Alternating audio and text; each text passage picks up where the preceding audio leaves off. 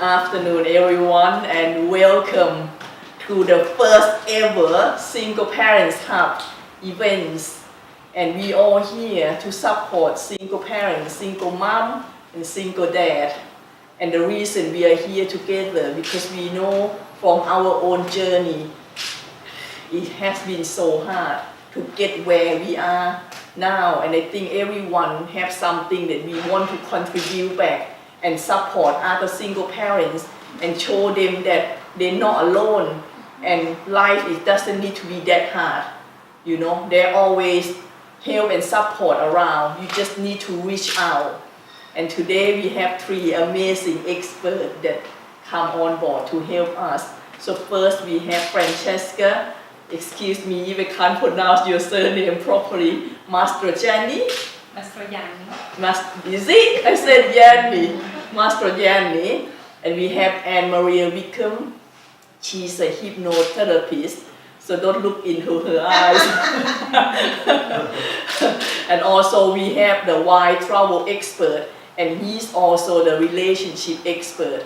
He will come to give us some feedback from the outsider, to show us what other people see from whatever that we've been through, because sometimes it's not a reflection. We can't see how are we present and how we acting to outside world. So it's quite nice to have some reflection.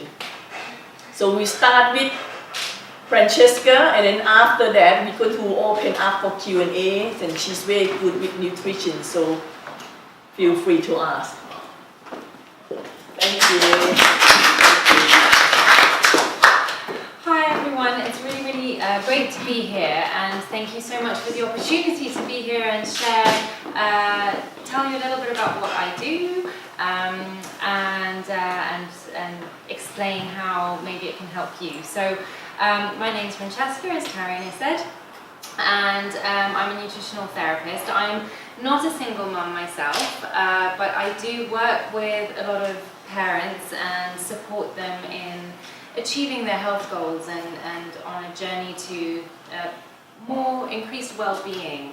And something that really strikes me is that parents are such a crucial part of our community, a really important part of society, and a parent's well-being is so important because it will affect their children's well-being, and children are our future. So I feel very passionate about this, and what I notice is that although parents are so crucial and important and need to really look after themselves, they are under so many pressures. Actually, often they are the people who least look after themselves. And that's true for parents in general, and I imagine even more so for single parents. So I feel very passionately about supporting you single parents.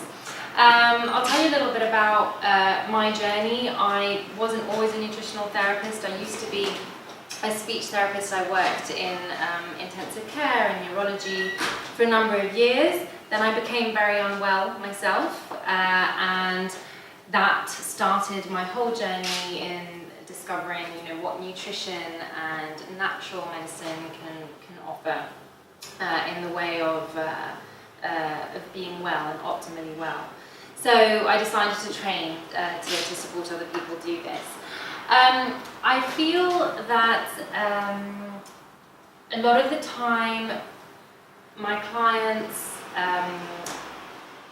either don't know what they have to do to be well and to feel better, and in that case the obstacle is not having the knowledge, but I also feel that a lot of the time they know some of the things that they could be doing, but there's a reason that they're not doing them. So it's really about, I try and encourage people to become aware of what their obstacles are, and then finding a solution, because there is always a solution to every obstacle. And I really believe that. And so I also help my clients to identify what those solutions might be in a way that is practical and realistic for their lives. So what are your feelings around nutrition? Do you have an intuition that the foods we eat are important to how we feel and our health? Yeah, brilliant. So some people don't necessarily see the link. and I think more and more people are starting to. If I were to ask you, what is your definition of well-being? What does well-being mean to you? What would you say? Healthy, happy, and have energy. Great. You don't feel tired all the time. Which Fantastic. That's what happened to me. Feel tired all the time. Yeah, so healthy, energetic, and happy. So you touched on at least two realms. You touched on the physical, so having energy and being healthy, and then you touched on the emotional, so feeling happy. So absolutely, it's a balance of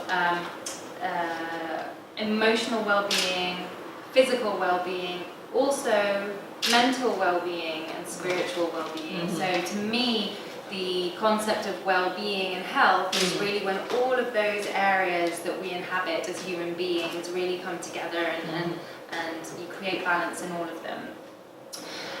So that's very much my aim, is to support people achieve that. And nutrition is a huge part of physical well-being. And I work for, the aim that I try and achieve is always optimal health, not just not being unwell. It's very different to actually feeling great. Yes. And that's what we want, is to feel great, because that's what we need in order to contribute to our best to the world. And so nutrition has a very important part to play, and unfortunately what we are exposed to, generally speaking, is quite basic knowledge. So, for example, the recommended daily allowance of certain vitamins like vitamin C are only just enough to not get scurvy. So there's, what the government says that we should be eating is really just enough so that we don't get sick. But that's very different to saying, this is how much vitamin C we need to actually be in optimal health, so that every part of our body that needs vitamin C can thrive. So that's really how I work, is actually, let's look at optimizing things. So there's a lot of work I do with nutrition for that, and then also looking at lifestyle, because it's not just the foods we eat, but it's also the hours we work and how stressed we feel and how much sleep we're getting. So all of these things, interact and come together. So who doesn't feel stressed ever? Yes. Wow. So that's amazing. Amazing, and we look forward to hearing your secrets about that. Stress. Who here doesn't ever feel stress? Ever. Yeah. Not ever. Stay in the stress. But you don't stay in the stress state, and that's really important. Yeah, exactly, because that's a big difference. Because actually, a level of stress is important for our survival, and can be a healthy thing. But it's when you're in a state of constant stress that never switches off, because it's never allowed to switch off, because you've got the kids to feed and work to go to and emails coming in and parents to look after, and it's all coming at you at the same time, and it feels relentless. So that can have a profound effect on our health, and it can also interact with our relationship with food. So a lot of emotional eating happens, a lot of stress eating. So what can we do about stress? Deal with it. Deal with it, just deal with it, yeah. So there are two aspects of it. Sometimes it's possible to take the stresses away and actually maybe change some of what we're doing. So we might be able to change our working hours if they're not really working for us. But sometimes you can't do that. And when you can't do that, then it's really about using food and other lifestyle tips to increase your resilience, so that actually you are changing your physiological response to stress, so that it's not having that same effect on your health. So that's also a lot of the work I do. And I don't want to take up too much time because we've got lots of people to hear from, but I just want to really finish with saying that being healthy or starting a journey towards health really isn't about being perfect. That's not what we need to be. It's about making the decision to look after yourself and taking some kind of action to start that journey, and then you build on that. And I think sometimes what can really put people off is thinking, oh my gosh, well, I have to completely revolutionize everything, and how am I going to do that with everything that I've got going on? And sometimes some people are up for that, and it's the right time to do that, and that's how they do it. But at other times, it doesn't have to be like that. You know, you can start that journey in a way that feels comfortable, as long as you take that first step and then keep moving with that. And that's what I am here to support with. So, thank you very much. And I don't know if you have any questions or... Yeah, I have mine. Because like you said, sometimes you have things that you know you're supposed to do. Yeah. But as a busy mom, a lot of time with the meal. Yeah. If I have time, I'll cook proper. If not, I just whack whatever thing. That's true. You know, so is there any way, simple way and is practical way that you could set and do the meal that is healthy for the children and it's tasty and is they want to eat? Yeah, absolutely. No, you want some. No, I'm happy to include. I'm happy for everyone's input. Isn't it? Don't you think? No, I'll let her answer. Okay. And then I'd love to hear. So, yes, that's a really, really common problem. It's I don't have time. You know, like where do I find the time to make that a home cooked meal, etc., etc. So there are little hacks that you can use. So batch cooking is one of them. So if there's ever a day in the week where you know actually you've got a couple of hours, you batch cook stews and soups and things that you know that they're going to like for the week, and you keep those in the freezer. And then you've got home cooked, ready-made meals. But also I think having some really, really quick recipes, because sometimes, very healthy food can be very quick to make, and having some very quick recipes that you know the kids like, that you can draw on, and that don't have to take you more than 20 minutes. That is possible. And if you don't have those in your repertoire, then, do a bit of hunting around to find out what they might be. I mean, there's lots online. And your website also got a recipe?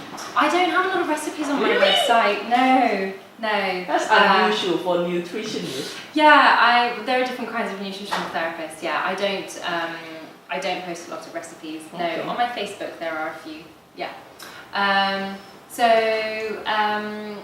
Those would be my tips. And especially for things like snacks, I think it's very easy to have very quick snacks that can be healthy. They don't have to be a packet of crisps. Snacks can be very quick but healthy. You can have some carrots and some hummus. You can have some nuts and coconuts. You have a piece of fruit and some seeds or something. So snacks are very easy. But with the meals as well, I'd say draw on batch cooking and have a repertoire of 2 or 3 that you know is very quick. Something like an omelette. You can stick so many vegetables in there and lots of delicious spices and herbs, all really healthful foods. It takes 10 minutes. Yeah. Excellent. Okay.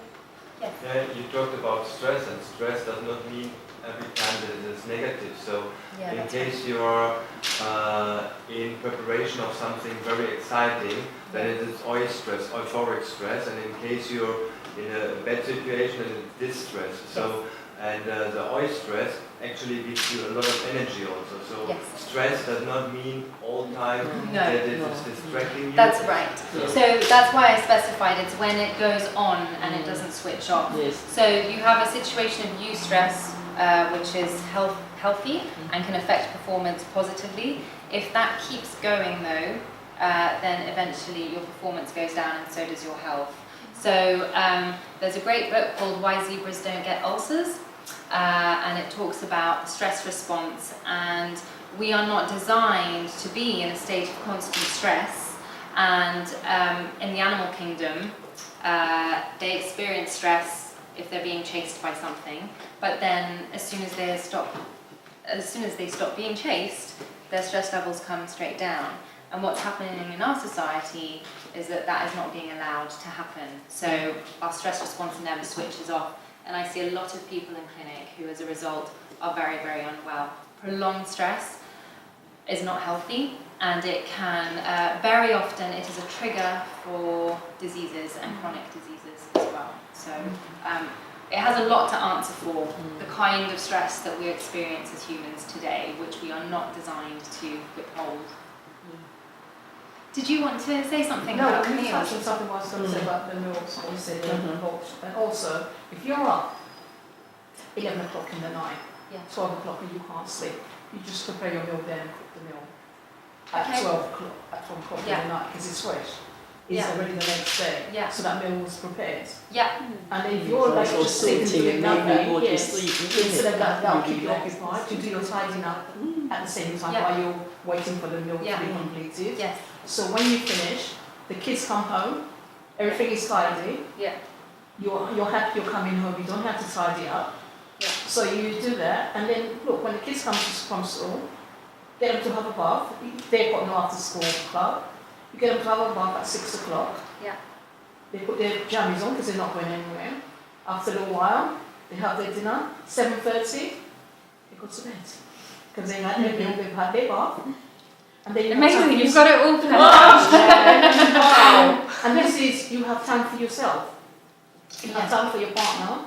You can do the bedtime stories, and if you haven't got that, record it and put it on play for them. Wow, So great. This is something I'm really passionate about. So, Yeah. and you can see the opening, so it really works. Because I've tried it since self-instructed. Fantastic, thank you. I would say though, sleep is really important. No, but I'm just saying some people can't sleep 12 o'clock, so you make yourself proactive. Instead of you saying, and it helps to distress you as well. And then you don't have to really, oh gosh, I'm going to be late or something. Everything's already prepared. Your home is tidy and you're not stressing, and you say, okay, you're coming home and you're as happy as well, your kids are happy, your partner will be happy, and you can have a good time for you. Have that little special time for you, have a nice soak in the bath, sprinkle some flowers on there, it's a little time for you. Lovely. Because you're making it sound like it's a meditation. Exactly. Yourself, and you know, your little pamphlet for yourself. It's important. Mothers need that. Yeah, absolutely. Thank you. Great. Sorry, what's the name of the book on stress? Why zebras don't get don't get ulcers. Zebra. Why? Yeah, zebras. Zebra. Yeah. Sorry, I said it the American way. I don't know why. Right. Thank you very much. Thank you. It's amazing, you see. It's not just about you come to speak, we all share. I learned a few tips. And I know you're a super mom. You have 5 children and you have them in order, so must be Doing a lot ton of them that I